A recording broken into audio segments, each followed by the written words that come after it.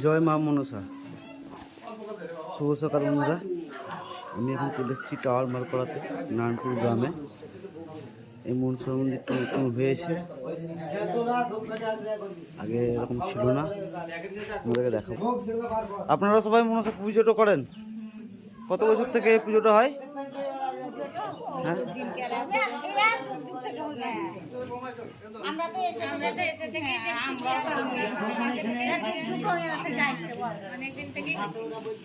আগে এরকমই ছিল মন্দিরটা না ছোট ছোট? মন্দিরটা করলে কে কে করলে মন্দিরটা? লিপ্টন দা। আমাদের লিপ্টন দা অনুপ্রেরণায় মন্দিরটা হয়েছে। এটা হচ্ছে আমাদের দাদা মিলন দা অনুপ্রেরণায়, আমার সহযোগিতায় এবং আমাদের মালপাড়া যত মা বোন আছে এবং দাদা ভাই আছে সবাই সহযোগিতায় মন্দিরের সংস্কার শুরু করেছি। এখনো সম্পূর্ণ হয়নি, সামনে পুজো আসতে আসতে আমরা মন্দিরটা সুন্দরভাবে তৈরি করে দেবো।